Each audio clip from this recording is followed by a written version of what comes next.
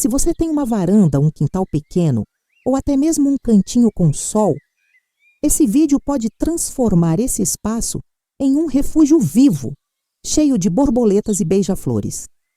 Hoje, você vai aprender quais são as 5 flores de vaso que mais atraem esses visitantes mágicos, como plantar, como cuidar e, o mais importante, o que não fazer para não afastar justamente aquilo que mais encanta. E no fim, vou te revelar uma planta que quase ninguém imagina que atrai beija-flores. Ela é pequena, discreta, mas quando floresce, tudo muda. E eu só descobri isso depois de muitos erros, mas eu chego nela mais adiante. Antes de tudo, um pedido que vem do coração. Se inscreve agora no canal Amor Verde. Aqui, cada planta tem um sentido e cada vídeo é feito para te lembrar que ainda dá tempo de florescer, por dentro e por fora. E já me conta nos comentários, de onde você está assistindo e que horas são aí? Sério, isso me ajuda a imaginar onde essas sementes estão sendo espalhadas. Vamos juntas transformar esse espaço esquecido em abrigo de asas e silêncio. A primeira flor parece até uma lanterninha acesa ao sol. Ter borboletas e beija-flores por perto é mais do que ter um jardim bonito. É sinal de que existe vida, equilíbrio e convite à delicadeza no ambiente. As borboletas trazem leveza, transformação e cor, mas também polinizam, fortalecem o ciclo das flores, equilibram o ecossistema do seu próprio quintal. Os beija-flores, pequenos como o silêncio, ajudam a espalhar vida por onde passam. Eles são exigentes, só param onde sentem que vale a pena, onde há alimento, harmonia e espaço. Mas então por que tem gente que cuida de flores lindas e nunca vê nenhum visitante? Essa é uma pergunta que recebo o tempo todo. E a resposta quase sempre está em 3 pontos que ninguém costuma contar. Tipo de flor errado. Nem toda flor atrai borboletas ou beija-flores. Algumas são bonitas para nós, mas não dizem nada para eles. Posicionamento ruim. Vasos no lugar errado, sem acesso aberto, luz direta ou visibilidade aérea. Afasta. Ambiente frio demais, sem diversidade, sem perfume, sem acolhimento natural. O jardim pode estar esteticamente bonito, mas energeticamente fechado. Esses pequenos erros silenciosos explicam por que algumas pessoas passam anos com plantas, mas nunca sentem a presença da vida que elas poderiam trazer. Agora que você já entende o porquê, vamos falar da primeira flor. Ela é uma das minhas favoritas. Parece um pequeno camarão, mas aceso em luz. E quando o sol bate nas pétalas, parece que tem uma lanterna viva no meio do seu vaso. Essa é a flor que fez o meu primeiro beija-flor parar no ar. Quer saber como plantar? Vamos juntas! Tem uma planta que, desde o primeiro momento em que vi, me trouxe uma sensação de luz. Talvez pela cor vibrante, talvez pelo movimento das flores com o vento, talvez pelo nome curioso, camarão amarelo. E o vermelho também. São 2 tipos da mesma planta, mas com personalidades diferentes. E posso dizer, sem exagero, que foram elas que abriram caminho para o primeiro beija-flor pousar na minha varanda. O nome pode parecer estranho à primeira vista, mas quando você olha de perto, entende. As flores têm mesmo a forma de um camarãozinho iluminado, com pétalas dispostas em espiral e cores intensas que parecem acender quando o sol toca. É uma planta simples de cuidar, mas com uma presença encantadora. E o mais mágico de tudo, ela tem o dom de atrair beija-flores como poucas outras flores conseguem. Lembro que quando comecei a montar minha varanda com mais intenção, eu buscava mais do que estética.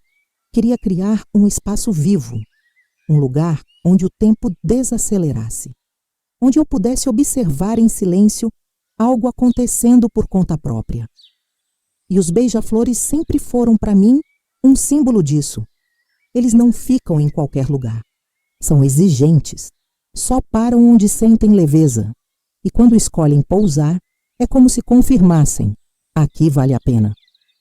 Foi com esse desejo que decidi incluir o camarão amarelo no meu cantinho. Descobri que ele se dá muito bem em vasos, desde que receba sol direto ou, pelo menos, bastante claridade por algumas horas do dia. Se a sua varanda pega umas 3 horinhas de sol, já é o suficiente. O que não pode é deixar essa planta em sombra total. Ela até sobrevive, mas não floresce. E sem flor, não tem néctar. E sem néctar, os visitantes não aparecem. Simples assim. Na hora de plantar, eu escolhi um vaso de tamanho médio, com boa profundidade e furo no fundo para evitar acúmulo de água. Preparei a terra com substrato vegetal, misturei humus de minhoca e um pouco de areia para garantir uma drenagem leve. A muda foi plantada com calma, e nos primeiros dias eu regava de leve, só para manter o solo úmido sem encharcar. Aos poucos, a planta foi se firmando. Cresceu rápido, ganhou folhas fortes e começou a formar pequenos ramos laterais. Foi aí que entendi. Ela precisava de espaço ao redor, porque não só ela se espalha com facilidade, mas também porque os beija-flores precisam de espaço para voar, pairar, escolher o ângulo certo para chegar.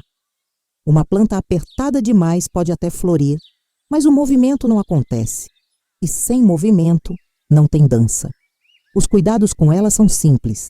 Eu sigo a regra do dia sim, dia não para rega, mas sempre com o dedo na terra. Se está úmido, espero. Se está seco até uns 2 dedos para baixo, rego. Não tem segredo. Flores secas eu tiro com calma, para incentivar a planta a seguir produzindo. E uma dica de ouro que fez toda a diferença. Uso um adubo rico em fósforo de 15 em 15 dias. É como se ela ganhasse mais energia.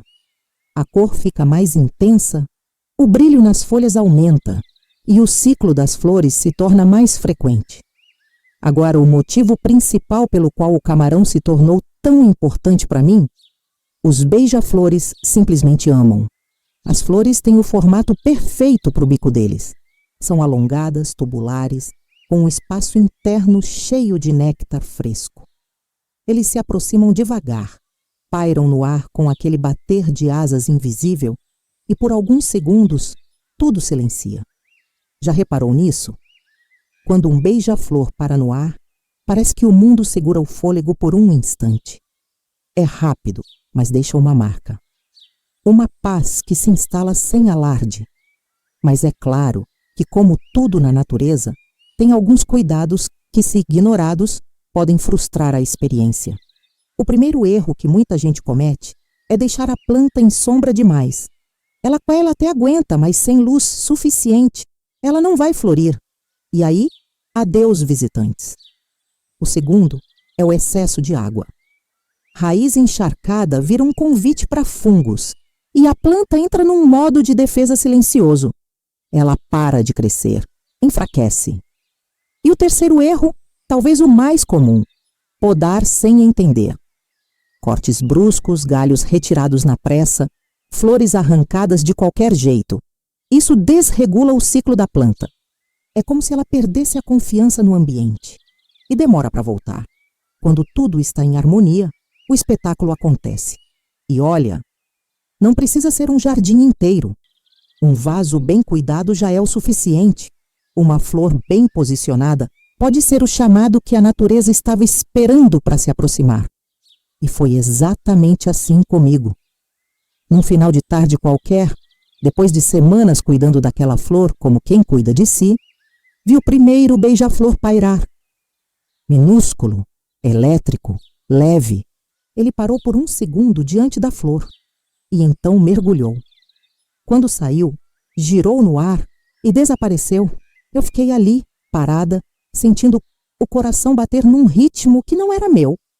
Era do momento, da vida que voltou a visitar. E agora, me conta, você já viu um beija-flor parado no ar, como se o tempo tivesse esquecido dele por um instante? Se já viu, me conta aqui nos comentários. Qual flor ele estava visitando?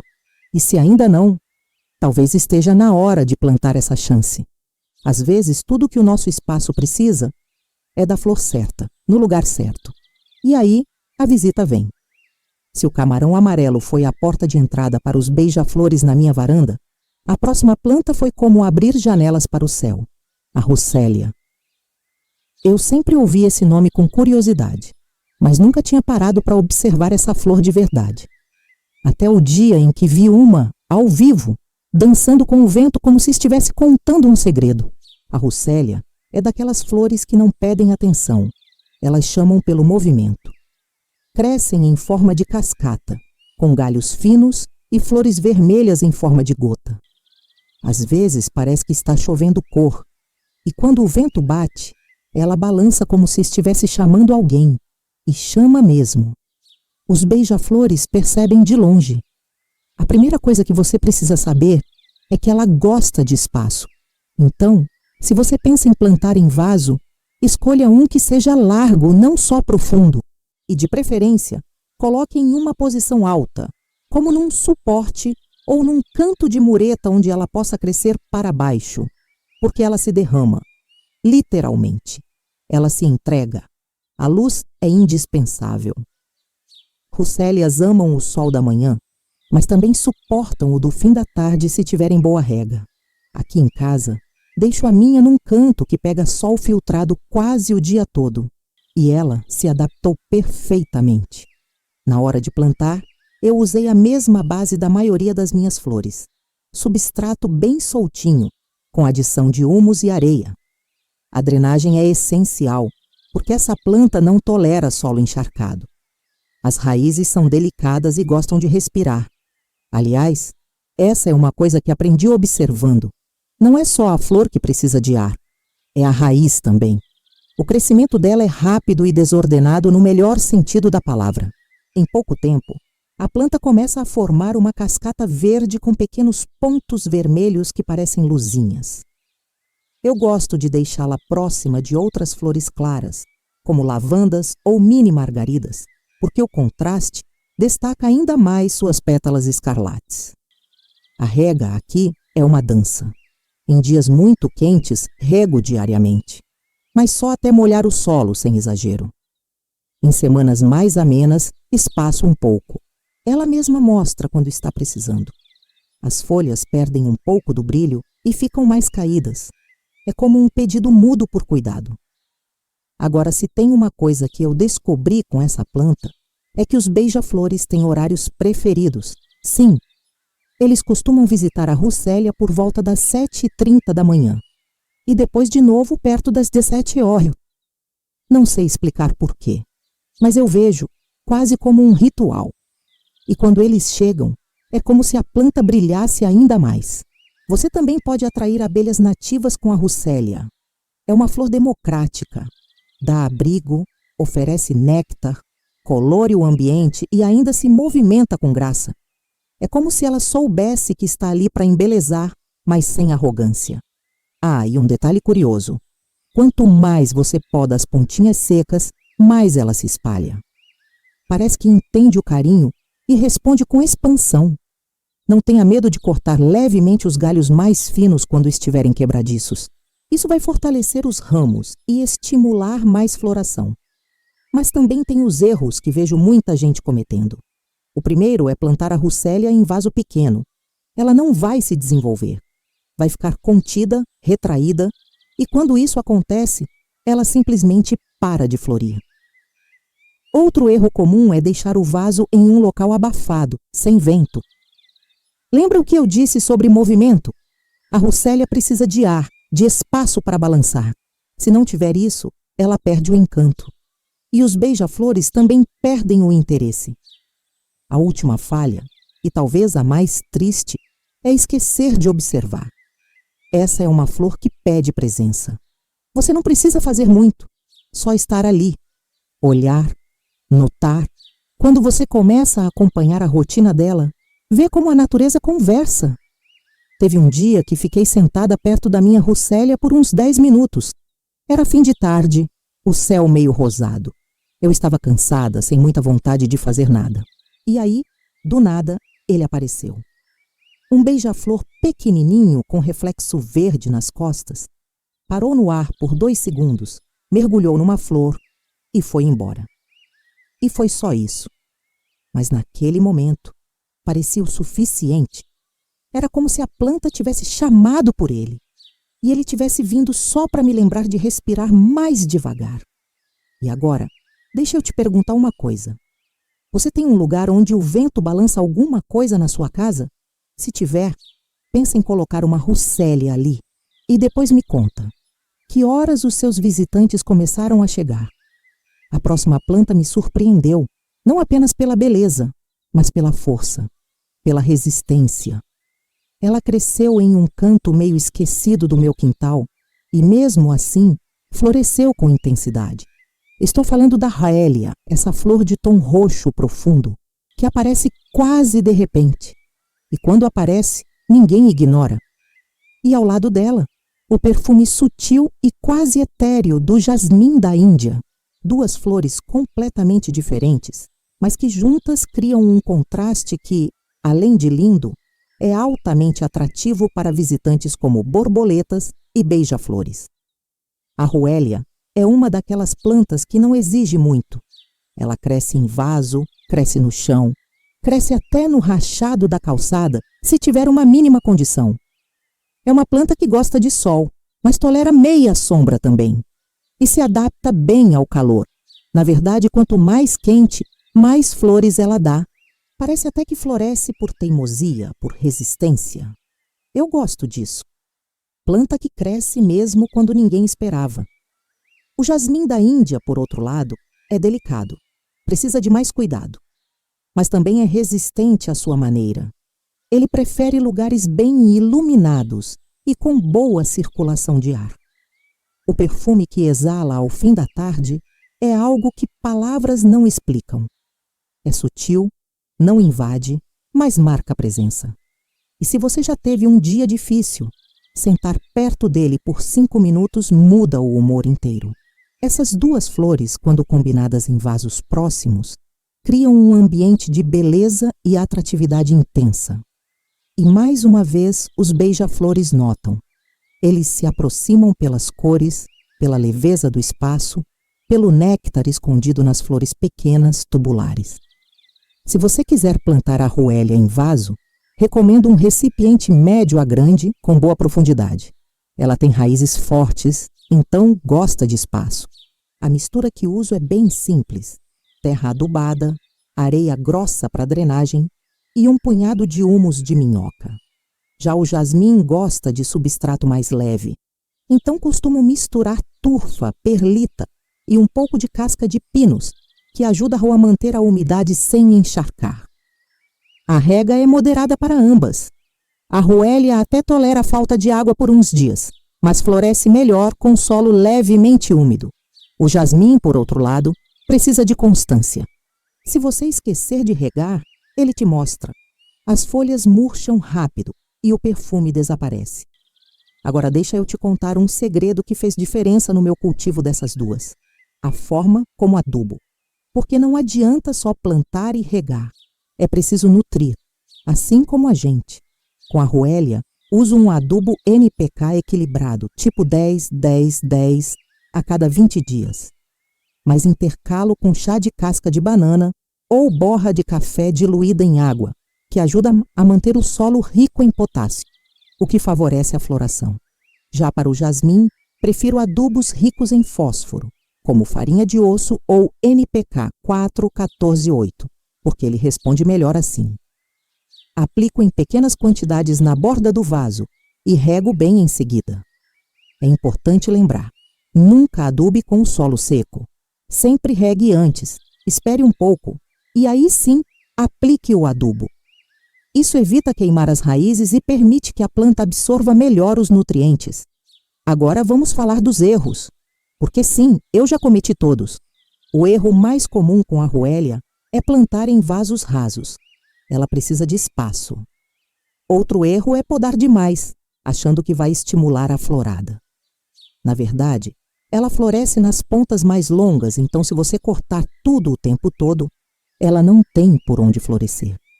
Já com o jasmim, o maior erro é esquecer do sol. Sem luz direta por algumas horas, ele cresce bonito, mas não floresce. E sem flor, não tem perfume. E sem perfume, não tem mágica. Ah, e sobre visitantes. As borboletas são apaixonadas pela Ruélia. O contraste do roxo com o verde vibrante chama a atenção de longe. Já os beija-flores preferem o jasmim por causa do formato e do perfume suave. Eles se aproximam como se estivessem curiosos, investigando. É lindo de ver. Outro detalhe curioso é que ambas respondem ao cuidado emocional. E pode parecer besteira dizer isso, mas plantas sentem. Quando você observa, poda com delicadeza, aduba com atenção, elas retribuem. Elas crescem com mais vontade. Teve um fim de tarde em que eu estava mexendo na terra do vaso de Ruélia, tirando folhas secas e conversando com ela, baixinho, como quem conta um segredo. Não sei se foi coincidência, mas juro. Naquela mesma semana, a planta deu 3 novas hastes floridas. Foi como um gesto de volta. E aí me conta, você já teve uma planta que floresceu quando você mais precisava de cor? Talvez seja o momento de dar esse espaço para elas te responderem. Às vezes, o que a gente precisa não é mudar tudo. É só colocar uma flor no lugar certo e deixar que ela faça o resto. Tem uma flor que só pelo nome já parece que vai te fazer sorrir. Alegria do jardim. Só de dizer já muda o tom da voz, não muda? E o curioso é que essa plantinha faz exatamente o que promete. Traz cor, leveza e um certo ar de despreocupação que só quem já teve uma flor dessas em casa entende. Foi uma das primeiras que plantei quando comecei a cuidar do meu espaço. Eu estava cansada de flores exigentes demais, que desabrochavam e morriam em poucos dias, ou que pareciam sempre insatisfeitas. A alegria do jardim não é assim. Ela é generosa, responde rápido, cresce com vontade e floresce quase como quem ri, sem esforço. É uma planta de porte pequeno, mas cheia de energia. Suas flores são simples, mas nascem em abundância. E talvez por isso ela seja tão indicada para quem está começando, para quem quer sentir o prazer de ver algo florescer sem tanta cobrança. Ela se adapta bem a sol pleno, mas também tolera meia sombra. Na minha varanda ela fica num canto que pega sol da manhã e floresce o ano inteiro. O segredo? Não deixar o solo encharcado, mas também não deixar secar completamente. É uma planta que gosta de equilíbrio. Na hora de plantar, use um vaso pequeno ou médio, com boa drenagem. Eu costumo usar substrato comum com um pouco de areia e um punhado de composto orgânico.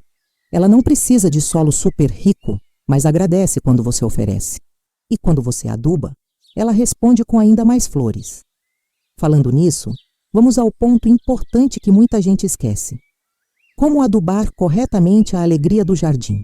Aqui vai meu jeito favorito. A cada 15 dias, uso uma mistura de NPK 4-14-8, focando na floração, alternando com adubação orgânica. Casca de ovo triturada com borra de café é uma combinação que ela ama. Aplico sempre nas bordas do vaso, rego em seguida e deixo que a natureza faça o resto. Ela floresce melhor quando você retira as flores secas com delicadeza, como se estivesse penteando uma criança. E gosta de espaço. Mesmo sendo pequena, se tiver onde se espalhar, ela preenche, como se quisesse colorir tudo ao redor. Agora, o mais lindo de tudo, as borboletas não resistem a ela. E o porquê é simples. A alegria do jardim tem cores vivas, abertas, fáceis de acessar. E o néctar está sempre ali. Elas pairam em cima como quem flutua de lembrança em lembrança. Eu já perdi as contas de quantas vezes parei o que estava fazendo só para olhar. E nesses momentos, tudo o que pesa parece dissolver. Mas, como em toda planta, tem os cuidados que não podem ser esquecidos. O erro mais comum é deixá-la em locais muito abafados, sem circulação de ar. Outro erro é excesso de sombra. E talvez o mais silencioso, regar demais achando que é cuidado. Com ela, o excesso de água não mata de imediato. Ela vai murchando aos poucos, e um dia você percebe que não tem mais flor. Por isso eu sempre falo, observe, planta não grita, planta sussurra. Teve um dia em que eu estava particularmente distraída, acelerada. Tinha deixado a alegria do jardim meio de lado. Quando fui ver, ela estava com as folhas fechadas, meio tristes. Senti um aperto. Peguei o vaso, mudei de lugar, reguei com mais presença. Falei com ela, do jeito que falo com tudo que cuido. 3 dias depois, surgiram os primeiros botões novos. É como se ela tivesse esperado que eu voltasse. E aí, você já teve uma flor que respondeu à sua presença? Se nunca teve, talvez seja a hora de tentar com uma dessas. A alegria do jardim é isso, simples, intensa e real. Não precisa de muito, só de constância. E quando ela entende que pode ficar, ela colore tudo, até o que você achava cinza. Me conta nos comentários. Qual planta te surpreendeu mesmo sendo simples? Agora, lembra daquela promessa que eu te fiz lá no começo do vídeo? Sobre uma planta que quase ninguém dá bola, mas que, quando floresce, atrai beija-flores de um jeito que parece mágica? Pois é. Chegou a hora de falar sobre ela. As suculentas Echeveria. Sim, aquelas que muita gente cultiva só pelas rosetas bonitas, pelas folhas arredondadas e simétricas. Muita gente nem sabe que elas florescem, e menos ainda sabe que quando isso acontece, elas se transformam em faróis silenciosos para beija-flores. A primeira vez que vi uma Echeveria florir foi quase sem querer. Eu tinha o vaso há mais de 1 ano. Cuidava com carinho, mas sem expectativa.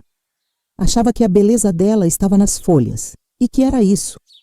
Até que, num fim de verão, notei um caule fininho subindo do centro da planta bem devagar. Achei bonito, mas não dei muita importância. Alguns dias depois, pequenas flores surgiram na ponta.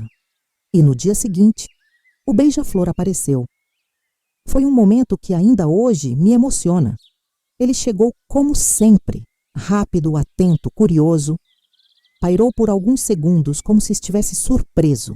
E então, mergulhou nas pequenas flores alaranjadas da Echeveria, como se estivesse reencontrando algo que procurava há tempo. As Echeverias não florescem sempre. Elas precisam de um conjunto de fatores: luz abundante, vaso bem drenado, adubação correta e tempo. São pacientes, mas quando decidem florescer, fazem isso com uma elegância que beira o poético. Se você tem uma suculenta dessas e quer estimular a floração, aqui vai o que eu faço. Deixe o vaso em local que pegue sol direto por pelo menos 4 horas por dia. Uso um substrato específico para suculentas: terra vegetal, areia grossa e perlita. E o mais importante, sigo uma adubação que mudou tudo. NPK 4-14-8 a cada 20 dias, intercalando com chá de casca de banana ou um pozinho de farinha de osso. Aplique sempre com o solo úmido e use pouco. Elas não gostam de exagero. A rega precisa ser espaçada, nada de água demais. 1 vez por semana já é suficiente. O solo tem que secar completamente antes de regar de novo. E não se esqueça de um detalhe crucial. As Echeverias não gostam de vasos grandes demais. Muita gente erra ao plantar em vasos enormes, achando que elas vão crescer mais. O que acontece é o contrário. Elas se retraem, demoram mais a se estabilizar e muitas vezes nem chegam a florescer. Agora, quer saber por que os beija-flores se interessam tanto por essa flor tão delicada? Porque as flores da Echeveria são tubulares, firmes e contêm um néctar doce e puro. Além disso, são discretas. Não se movimentam com o vento, então os pássaros se sentem mais seguros. É como se fossem pontos fixos de doçura em um mundo agitado. Outra curiosidade linda. A floração da Echeveria muitas vezes é um sinal de que ela se sente segura, que o ambiente está certo, que ela confia. E não é lindo pensar nisso? Que uma planta só floresce quando percebe que pode ficar. Talvez seja por isso que quando vejo minhas Echeverias florindo, sinto uma gratidão silenciosa. Elas não pedem muito, mas quando retribuem, fazem isso com uma beleza que muda o dia. E agora eu quero te perguntar: você já viu uma suculenta florescer de verdade? Se ainda não viu, talvez seja a hora de mudar o jeito de cuidar. Ou quem sabe, o jeito de olhar. Porque tem beleza que só aparece quando a gente desacelera. A gente começou esse vídeo falando de transformar a varanda. de atrair beija-flores, borboletas, de criar um espaço vivo, sensível, cheio de pequenas visitas que parecem tocar o ar com poesia. E no fundo, parecia que eu estava te ensinando a plantar. Mas se você chegou até aqui, você já entendeu que era mais do que isso. Plantar é um jeito de abrir espaço, de chamar a beleza de volta, de permitir que o tempo volte a respirar dentro da nossa rotina. Cada flor que eu compartilhei com você, o camarão vibrante, a russélia que dança, a ruélia resistente, o jasmim sutil, a alegria do jardim que sorri sem esforço e até a discreta echeveria que só floresce quando se sente em paz. Todas elas têm algo em comum. Elas só florescem de verdade quando o ambiente está certo. Elas precisam de sol, mas também de sombra, de rega, mas também de espera, de nutrição, mas não de exagero. Elas não respondem ao controle. Elas respondem à constância. E, se a gente parar para pensar, a gente também é assim. Talvez você esteja aí sentindo que o seu jardim interior andou meio seco. Ou talvez tenha flores que você nem percebeu que estavam esperando só um pouco de cuidado para voltar a abrir.